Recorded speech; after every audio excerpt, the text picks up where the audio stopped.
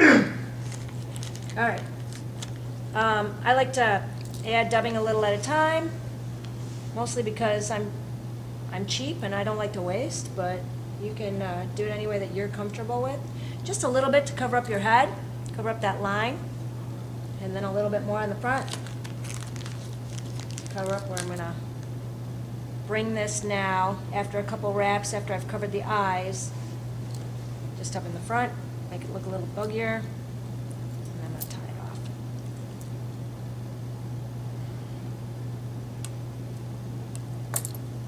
That's your fly. Very nice. So yeah, simple, easy, to the point, effective, right? And then what I do is you can cut off your legs just a little bit longer than your hackles, so they give that profile in the back. All right, anybody have questions before I tie it again? What do you call it? I call it the money fly, so I call it the crazy ass sculpin with $2 signs instead of S's, so that, nobody gets offended. Anybody else? Questions? Do you use that for bass or? Yeah, I use it for bass. It's good for, I use it for bass. I use it for carp. It's really good for carp. In Lake Michigan, or where you're on like a flats kind of thing, a sand bottom, and you have these big carp, you can throw this as a sculpin, and you can crawl it along the bottom, so you want to cast it out there. It's heavy, wait for it to fall, use a sinking line or an intermediate line, let it sink to the bottom, and then just crawl it along like a sculpin. A sculpin is one of those little tiny, like a goby pattern kind of thing that kind of crawls along the bottom almost, and they have those little legs, and so you just kind of tick it along the bottom like a sculpin would, kind of puts it along the bottom, and you'll see the carp will be out just kind of cruising along, and then they'll see the trail where it is, and they stop and they turn and they come after it and they come after it and they come after it, and then they grab it and they're gone. So carp really, like a lot of people say that carp don't eat, they're usually like vegetarians, not in Lake Michigan, not in your big places. So if you have carp and you haven't been able to catch them, Cool. I would try that, yeah. So, all right. Anybody else before I do another one? Okay. Then you guys are more than welcome to take a picture of my recipe. Did you know that the recipe, the way that we tie our flies, is attributed to a woman, Helen Shaw, who was the first person to ever put a recipe together to tie flies. So when you tie flies and you use a recipe, you can think of a woman, Helen Shaw. There's a little Put that in sidebar. our Swift newsletter. Take Yeah. swimming. Yeah, yeah, there you go. True. A lot of our really big, if anybody has heard me speak on the history of women in fly fishing, it's like my favorite topic. I don't know if you noticed, but a lot of the really big things that have been leaps and bounds done in fly fishing have been done by women.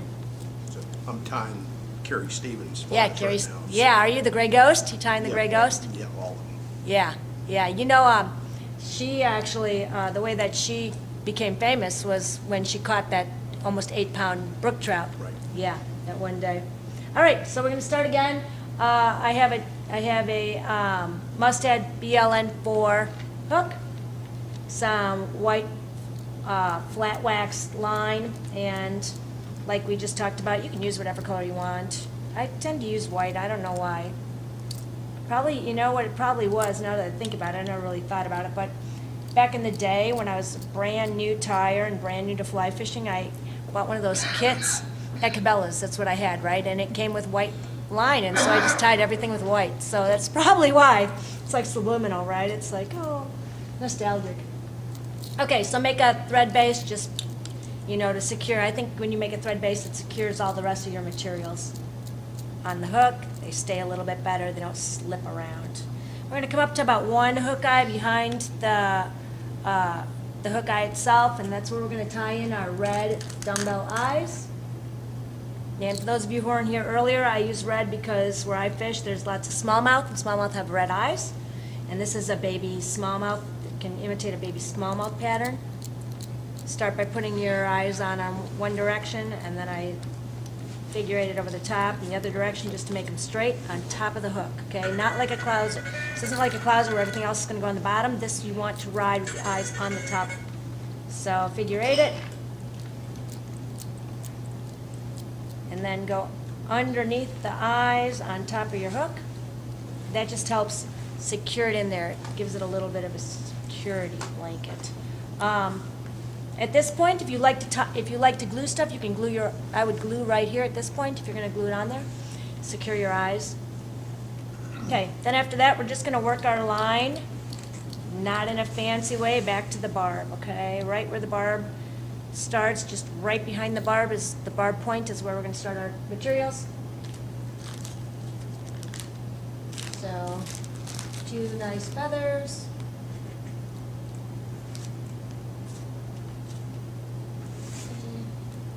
The hardest part is picking your feathers. I do find that when you pay more for your materials, you do tend to get better materials. I Mind if I take a picture once in a while? Of course, you can do whatever you'd to, like. You guys Put don't it in have. our newsletter? No, you guys don't have to ask, just do. All right. So first feather, see that bend, so bend away from you. As long as you like to make it, it doesn't have to be very long. And make sure that when you put it through, that you're not trapping those fibers. Just kind of work it through there. Like I said, it's not going to cause that big of a deal, but whatever. I just kind of like to have good skills. Good fly tying skills.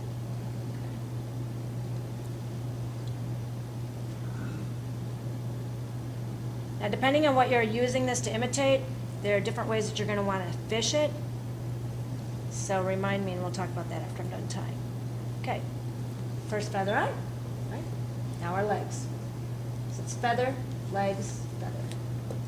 I suppose you could tie both of your feathers on first and then your legs. Either way works, whatever you're more comfortable with.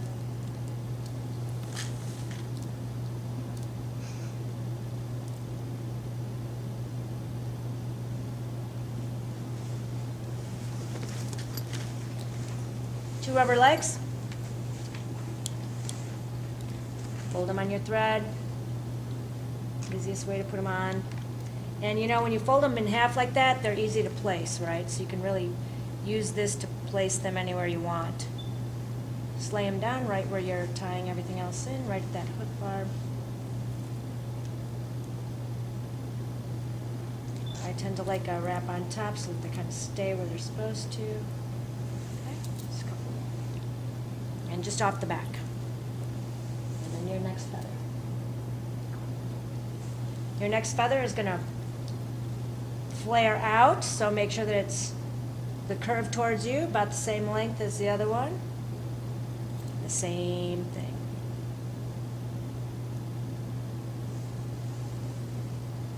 Work it through What kind of feathers are those? These are grizzly hackles. Okay. And you can tie this in any kind of color combination you want. So depending on where you're fishing. Black, purple, brown, natural, light tan. I like olive because it imitates a smallmouth bass. So now Is that 2 feathers folded to make a fourth? It's just 2 feathers, one on one side and one on the other. I mean the legs. Oh, legs, yep, to make 4 of them. Okay. So 2 rubber legs to make 4, folded in half. Okay, now you just kind of move these back, and then just bring your thread any way you want up to right behind your eyes. So it doesn't have to be fancy wraps or anything. Now we're going to combine these 2 feathers together, fold them one right on the other, and we're going to want to just put our fingers, and if you want, you can wet your fingers to make the fibers move back, but you want the fibers to move and lay back. So just as you come around, just right down the middle of the feather, pull those back as you roll forward so that they lay backwards. One wrap right in front of the other. And it really is nice because you don't have to go out and buy a whole bunch of materials, right? This is probably stuff you already have in your fly tying arsenal. Okay. Gives it a nice big profile where you don't pull off all of those small little tiny soft feathers. You can use the whole feather. It's like a conservation-minded fly. You don't have to throw a whole bunch of it away, right? Okay, I guess to about there. And tie your feathers off, right behind the eye. Pull all those back.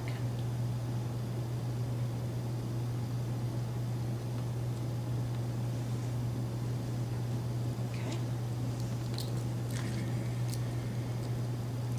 Cut off your feathers, don't cut your line. How many of us have done that? Usually it's when you're making a really small fly that you can barely see, and then you get almost to the end, and then you can make that one final cut, and then you gotta try to get all those materials back on there, right? Or We've when done you're that more. setting your wings. What's that? When you're setting your wings. Yeah, exactly. But you see how it's got a nice big profile, right? It's gonna look really nice and buggy and it'll have a lot of movement in the water. Okay, now we're gonna just dub our thread. And you can use any kind of dub. I like this one, for this particular fly, it's olive color, but then it's got this like holographic purple in it. I don't know if you can see that. It just gives a little bit of shine, and it adds a little something, I think, to the fly. Now, whether the fish thinks so or not, I'm not sure, but I mean, it makes me feel good when I'm fishing it. That's all that counts. That's right. It's like that age-old thing, can fish see colors, right? They probably can, but they probably are not the same kind of colors we see. If they were, they'd never eat that purple and black fly, right? Because I haven't seen a purple and black fish. Okay, and then just as much as you want, a couple wraps around the eyes in a circle 8 to just cover it all up.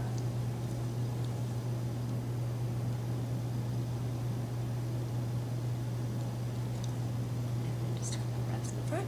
And then tie it off. And you see how easy and how quickly you can make these flies. And you can put a little glue there. You don't have to if you don't want to. If you like to tie flies, don't put any glue on them. You'll have to tie more of them. Yes, there you go. And I'll pass these around in case anyone wants to look at them. What was that hook number again? It's a mustad? It's a Mustad BLN4. What was the original? The original. Did it have a It's their deer hair sticker hook. Oh, is Yeah. that- Yeah, it's a newer hook for them. That used to be I'll the pass it 8089? No, that's a completely different shape. Okay. So here, I'll pass some hooks around.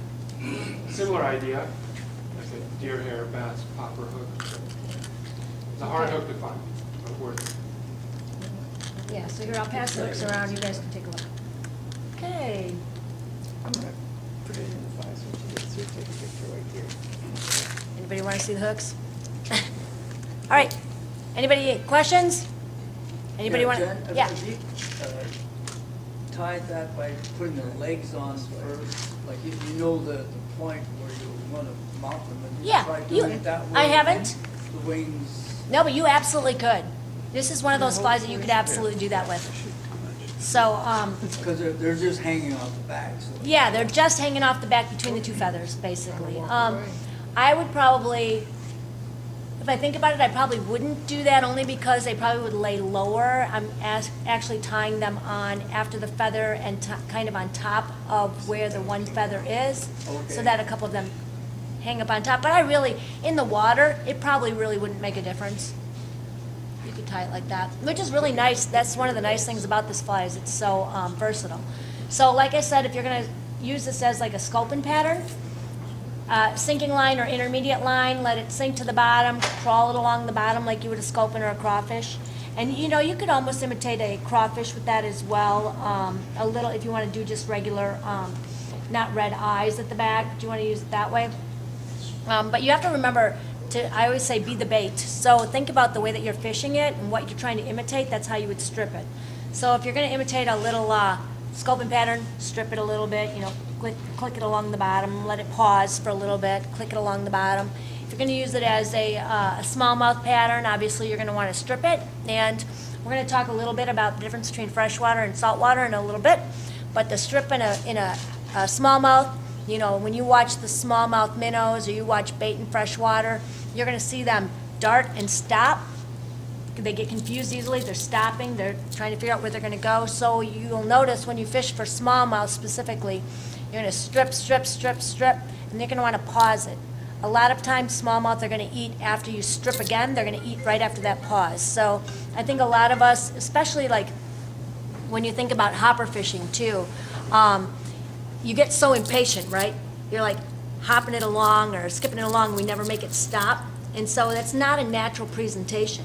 And if you think about, let's just take like you're using a frog or something on the top of the water, you're gonna drop, a frog is gonna get into the water and it's gonna swim a little bit and then it's gonna stop.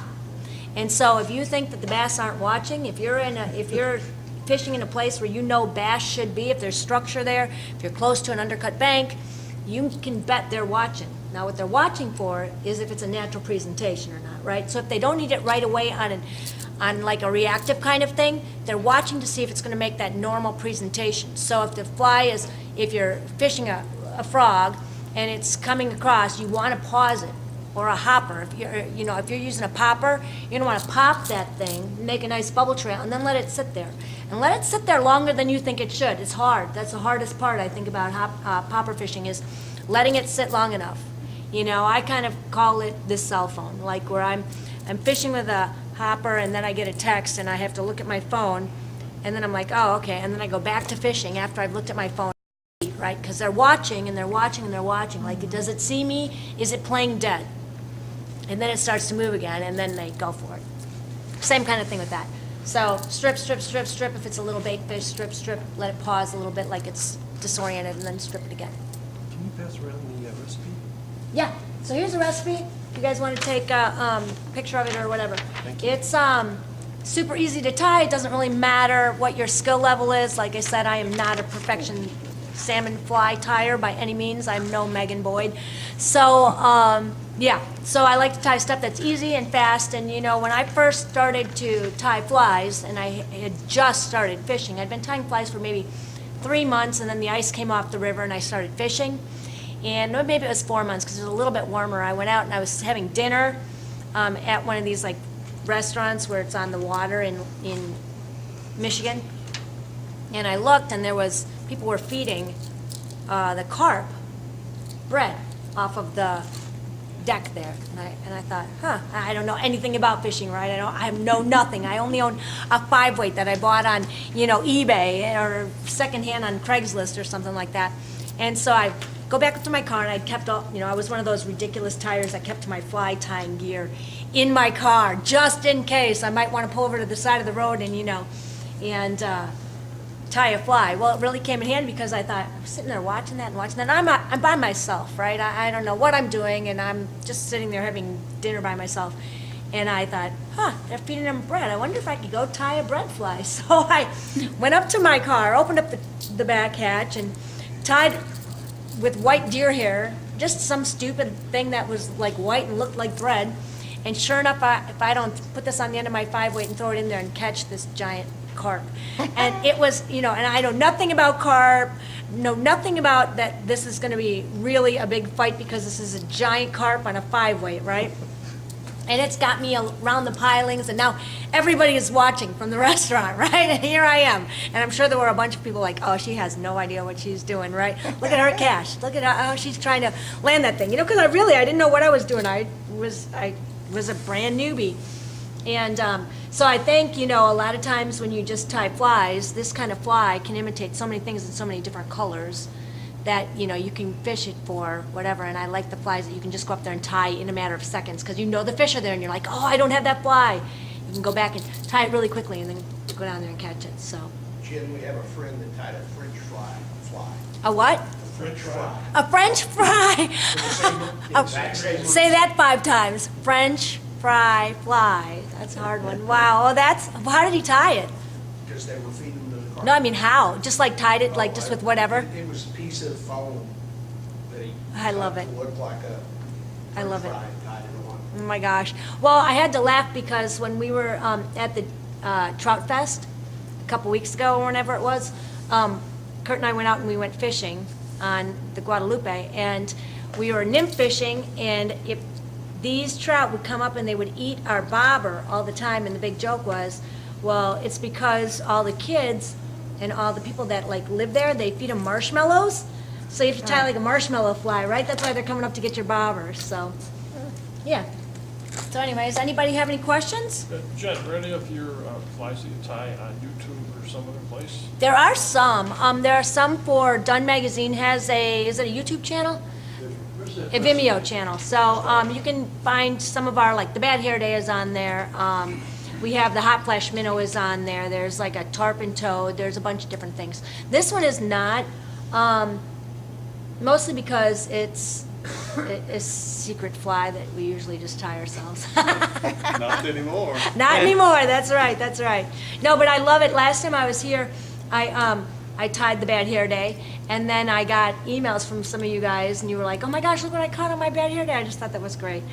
Yeah, so, fun stuff. I mean, just easy, simple flies that are effective and deadly, so. Well, not deadly, we release our fish, hopefully, but harmful. Yes. Anybody else? Questions about anything? Do you want me to tie it again, or are you good? Yes, again? Okay. Super easy.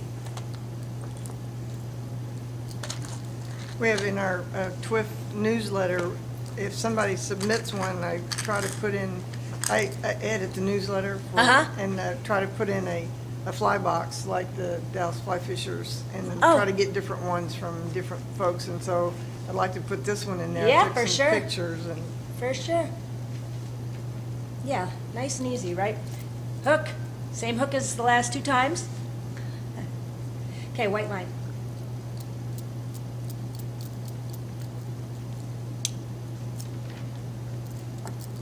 Okay, so nice little thread base to the hook, and then back up.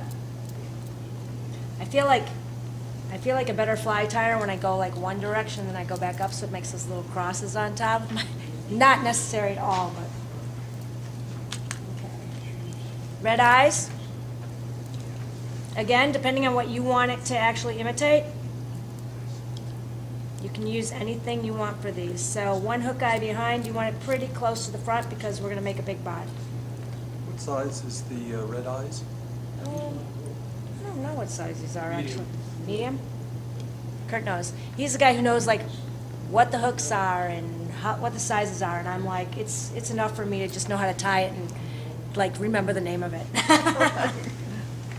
I'm like one of those practical fly tires. I tie because I have to, not because I really, really, really love it anymore. I did at one point, but I think now I just am so busy. You know, it's funny though. So I say that, but there's something stress relieving about tying flies, right? You sit down at the end of the day and you just watch TV. Well, I'm not saying those flies are like this big, so you'll notice like this is about as small as I get now. I used to tie those really tiny trout flies, and now it's like, okay, articulated streamers that I can actually see instead of these teeny tiny little things. But there is something to be said about actually being able to imitate something that you see that you can't find, right? So you go into the store and fly shop, and it's like a pet peeve when you go into a fly shop and you're in a new fly shop and you're going to fish new water, and you say to them, hey, do you have anything that you guys have tied? Like, you'd think the guides would be tying stuff because it would be like a one-off that would work there, and they're like, nah. I'm like, how do you not have a one-off? I mean, you know. Or you go to Montana and everybody's got a giant set of Crayola markers in their boat, right? And they're all pulling out their colors, they're cutting this up and coloring them different colors. Okay, so back to the hook point.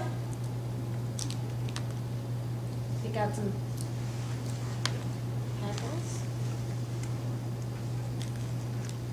I'm picky about my hackles. There's no need to put weights on there. No, Weight in because there. these are lead eyes. And I would fish it with an intermediate or a sinking line, depending, like if I'm fishing for bass, an intermediate line, depending on how far down I want it to get. And if I'm fishing it for carp, with a sinking line. And that's another thing, you know, when you're gonna put a sinking line on this and with some lead eyes, it's gonna get stuck on the bottom and things that you can't see. So it's nice that these don't take a lot of expensive materials and that they don't take a lot of time to make, because then when you lose them, it's not that big of a deal, right? Would you want to put a weed guard on there? You could, depending on where you're gonna fish it, you absolutely could put a weed guard on it. I mean, it's gonna, if you're gonna fish it in like a bunch of lily pads or whatever, you would definitely want that. or when there's, if there's a lot of grass around. Yeah. Okay, so first one, the back. And you could also, if, you know, when you asked about tying the rubber legs on first, you could tie both feathers on and then tie your legs on as well. So I just do it because it's easier for me to, with only one feather on, to see where my legs are going to be placed instead of having that feather in front of me. So that's why I do it this way. I mean, there really is no method to my madness, if I'm going to be real honest. Just going to tie what works, right? Back where you're supposed to be. Did you say fish it with a medium weight line for bass? Yeah, an intermediate line, depending on how far Intermediate. down you want to get. It's a sinking fly, it's going to sink. So, Okay. you know, you think about it, if you have weight on your fly, usually I think about where it's going to sit in the water Right. column. If I want it to get down deeper, but not really that deep, I'll fish it, I mean, with an intermediate line so that it doesn't go down quite as far. If I want it to get down a lot farther, I'll fish it with a sinking line. It's the same with any kind of fly, right? So depending on where you want it to be, like you could use a floating line, if you only want it to sit this far underneath the water, use a floating line with the sinking fly, you know? So you kind of, depending on what's on the end is what line you're gonna use.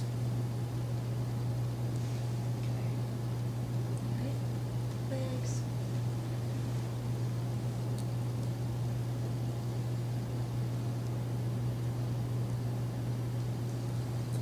Look at that. Good thing I brought a couple scissors. Yeah, I'm one of those people like where my fly tying room is really organized up until the point where it's just not. And so then you can't find anything, right? So I even have pegboard on my walls, but, so, yeah, you end up with 5 different pairs of scissors because, well, you know, you can never find them when you need them. All right, legs on the top, like we talked about.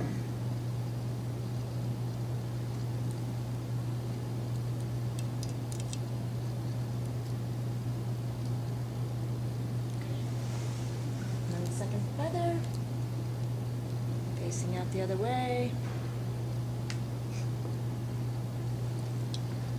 And it seems weird to like not cut off all that under fur, but it makes a really great body. And you know, when you're thinking about making your own flies too, you know, a lot of times, like we have a kid who is like our graphic designer. He makes like our stickers and stuff. And he's never been formally trained as a fly tyer, but he's a fly tyer for Rainey's, young kid. But he thinks outside the box. Like usually we would just pull all this off, right? When we're making a fly, it would just be second nature to pull all that off. But when you think outside the box and you don't do what you've been trained to do over and over and over again, sometimes you come up with some really cool flies. So, all right. So now I'm just going to move these back, and I'm going to move my line up to right behind the eyes. I'm going to sandwich my feathers together. So one on top of the other.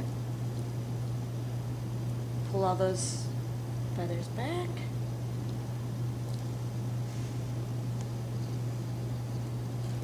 All those fibers. And you don't have to get every single one, but you don't want to bunch up one on top of the other.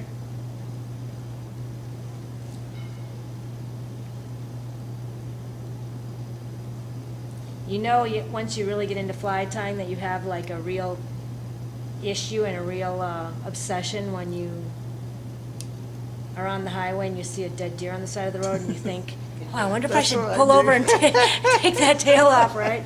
I remember the first time that happened to me, and I was like, oh man, I have a sickness. This is not going to go away. It's not going to go well.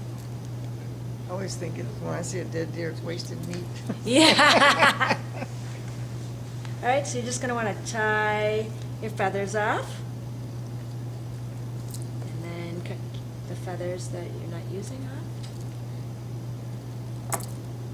Okay. Now you'll notice that you did all of that behind the eye. A couple extra wraps just to clean it up a little bit. Okay? This gives it a nice profile. All your fibers are going back because we pulled them all back while we were doing that. And then some dubbing.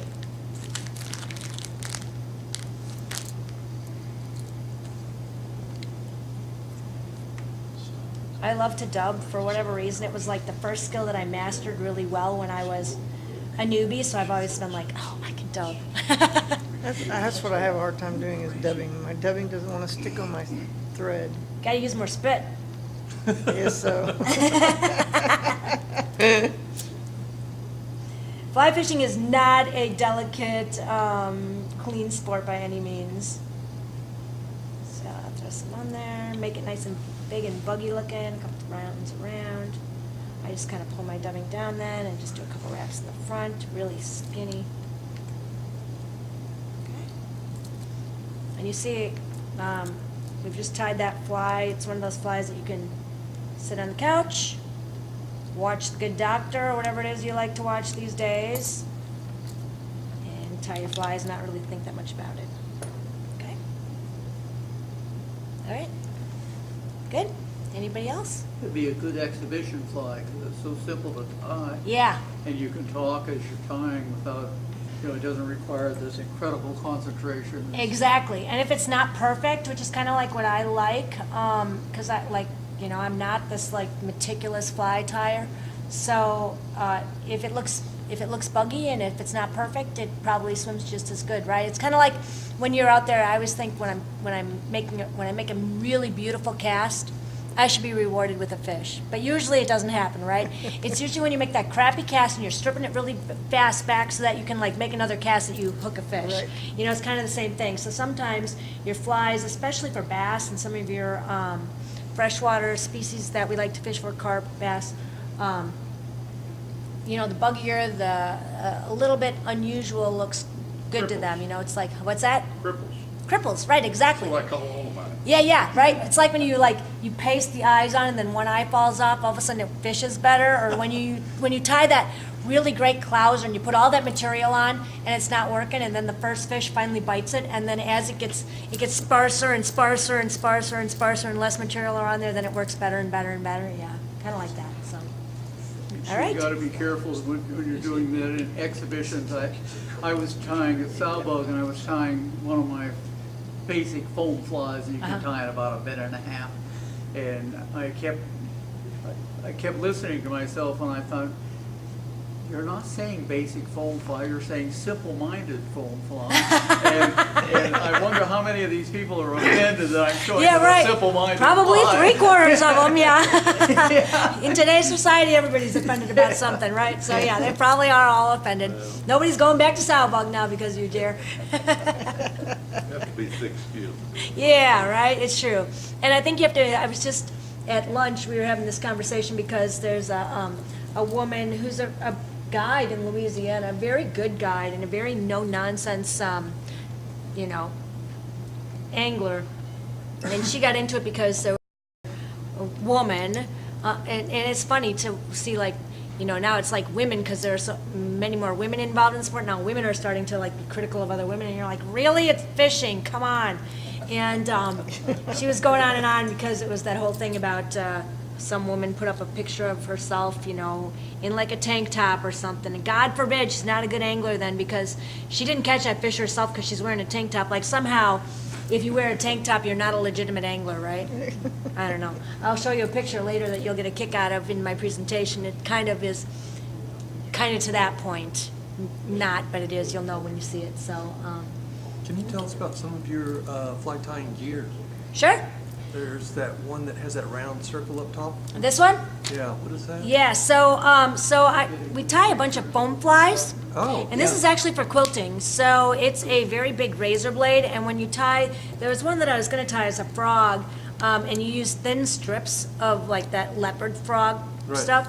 And if you put this on one of those self-absorbing mats, and you can just roll it out, instead of Sure. just so outside the box kind of stuff, right? How about those bobby pins or the pins with the?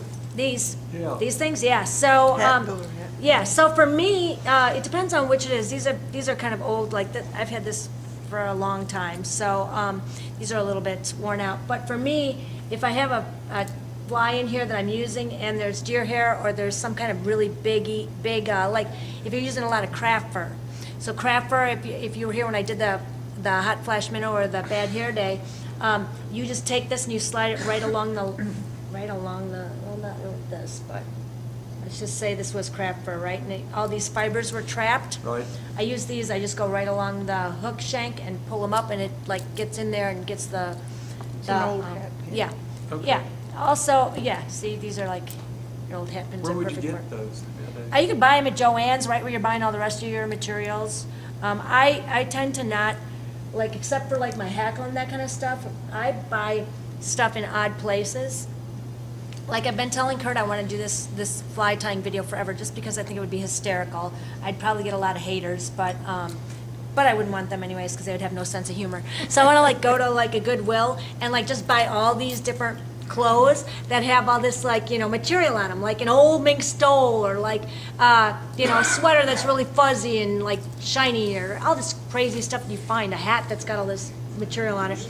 And then just wear it all. And then as I'm like tying a fly, I'll just like take my hat off, take a cut out of that, throw it on the side, you know, then like take the stole off and do that, you know. That'd be great. I know, right? Because I think that, you know, we get and I'm sorry if any of you own a fly shop and you're not gonna like me saying this, but there are a lot of really good materials out there, you know, like when we were talking about last time I was here, talking about going to Party City right after Halloween and getting those fur leg warmers that are actually long craft fur, and for $12 you get 2 of them. You get more craft fur than you'll ever use on your flies in the next 5 years, you know. And so you could do that, or you could go to the fly shop and buy a teeny tiny little, you know, bag of it for $8, right, or whatever it is nowadays.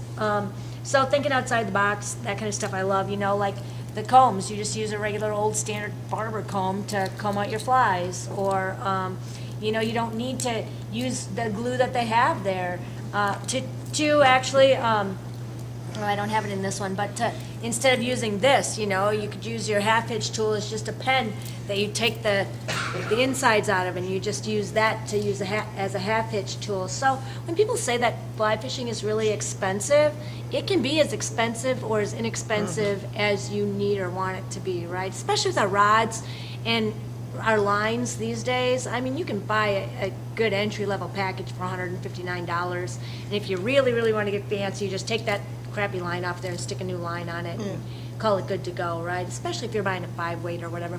Same goes with fly tying. So, like I was saying, that one, you know, young kid that ties for us and does our graphics, you know, he is a really great tyer, but he does the most creative things that you would never think about, right?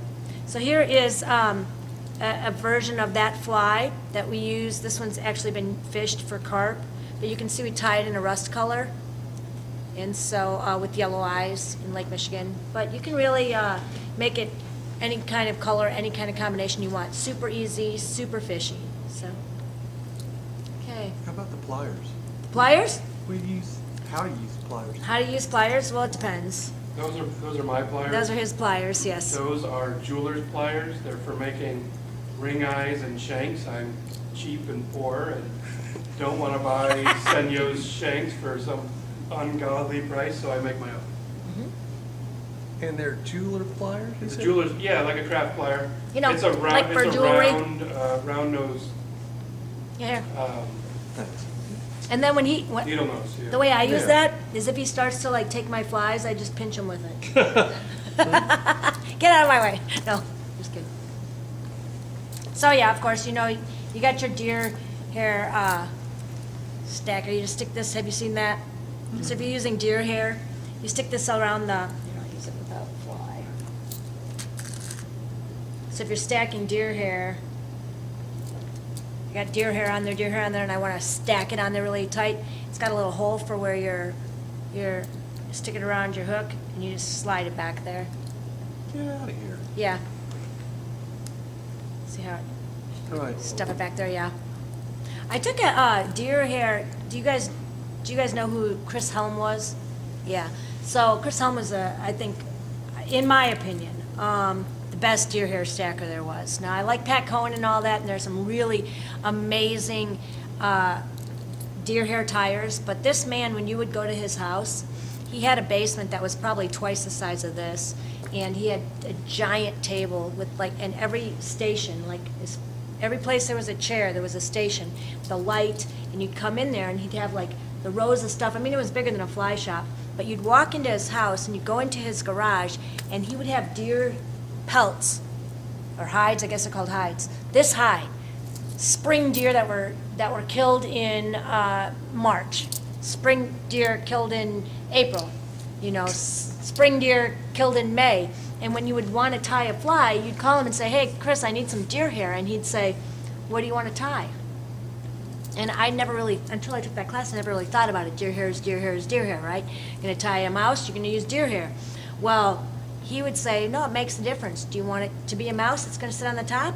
Well, then you're going to want a winter deer because it's more, it floats. The hair is thicker, right?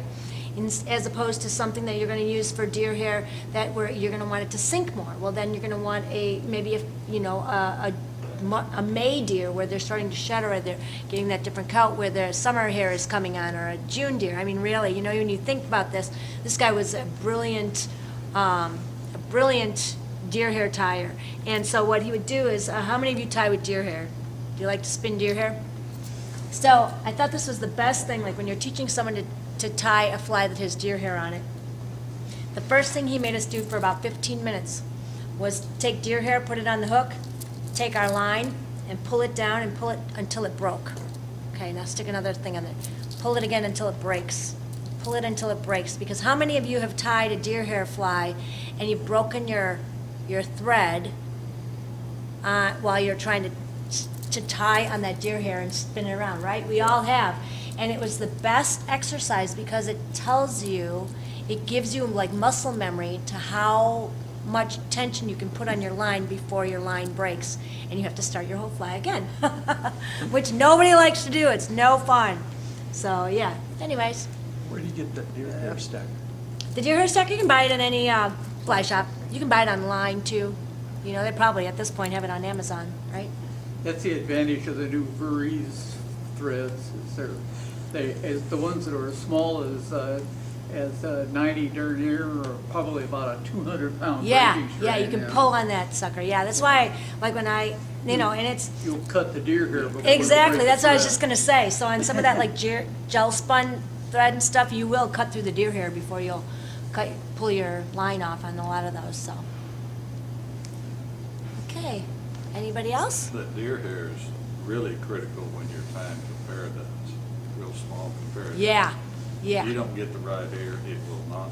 Isn't it the stand. truth? Yeah, and something that I never really thought about. And a lot of people that, don't tie with a lot of deer hair or haven't really had a class on deer hair don't think about the different diameter, It's like if you use, my mom sent me when I was a brand new tyer, she had a house in Canada, she sent me some moose hair, right? And she sent me some caribou hair, and she'd send me all this stuff. And I was just using moose and caribou like I would deer. Well, that just did not work because those things are so buoyant. They're hollow, Yeah. and you can actually see them, how hollow they are because the shaft is so big. Yeah. And all the deer hair here in Texas is virtually useless for Is it? comparadones, yeah. Ah, yep. Oh, yeah. Guess that would make sense. It's all warm weather. Yeah. Got to get those Wisconsin Doesn't deer. get cold enough. Yeah. Well, nowadays, it's cold down here in Texas. What's going on? Jen's contract ends at 6. My contract ends, oh, So okay. if you want to get something to eat, you have time. If you don't, Okay. if you want to stay here and answer questions. it's I'll up to stay you, here but and hang out. Yeah. It's Pardon me? 6 o'clock. I'll stay and hang out. It's 6 o'clock, so I'll just stay and hang out. Oh, wait, 6 o'clock. Oh, time from 5 to 6 and then presentation at 7. Right. Got it. Okay. Yeah, I'll do whatever. Your choice. I'm easygoing. One thing I want to, Clean up my mess. one thing I I wanna want to take say a is, I picture. sure enjoyed your podcast interview.